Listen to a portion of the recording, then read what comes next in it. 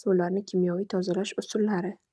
Oqova suvlarni kimyoviy tozalash usullaridan asosiysi ultrasonik texnologiya bo'lib, bu ultrasonik to'lqinlar va to'yingan gazlarning chastotasini boshqarish orqali organik moddalarni ajratish va ularni suspenziyalash. Uzluksiz ultratovush tekshiruvidan so'ng zararli organik moddalar noorganik ionlarga, suvga, karbonat angidridga yoki kislota kabi toksik bo'lmagan yoki kam zaharli moddalarga aylanishi mumkin. Ikkinchi usul magnit ajratish usuli.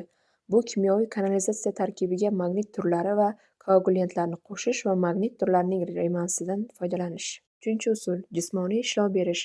Kimyoviy oqova suvlarda keng tarqalgan fizik usullar, filtratsiya, tortish yog'inlari va havo flotatsiyasini o'z ichiga oladi.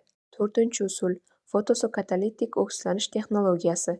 Bu texnologiya kislorod va vodorod peroksid kabi oksidlanuvchilarni fotooksidsiz oksidlanish bilan optik nurlanish bilan birlashtiradi. Va eng so'nggida oqova suvlarni kimyoviy tozalashning asosiy usullaridan yana biri, beshinchi usul kimyoviy ishlov berish usuli. Kimyoviy usul suvdagi organik moddalar va noorganik aralashmalarni olib tashlash uchun kimyoviy reaksiyaning ta'siridan foydalanadi. Asosan kimyoviy koagulyatsiya usullari, kimyoviy oksidlanish usullari, elektrokimyoviy oksidlanish usullari va boshqalar mavjud. Kimyoviy koagulyatsiya usuli asosan suvdagi mikrosuspenziya va kolloid moddalar uchun ishlatiladi. Kimyoviy moddalar qo'shilishi natijasida hosil bo'lgan koagulyatsiya va flokulyatsiyaning kolloidning nobud bo'lishiga olib keladi va cho'kma hosil qiladi. Bu usul nafaqat oqova suvda zarracha hajmi 1 dan 10 mm gacha bo'lgan nozik to'xtatilgan zarrachalarni yo'q qiladi, balki xromatiklik, mikroorganizmlar va organik moddalarni ham yo'q qiladi. Usulga pH qiymatining o'zgarishi, suv harorati, suvning sifati, suv miqdori va boshqalar ta'sir qiladi va ba'zi eriydigan organik va noorganik moddalarni olish tezligi past bo'ladi.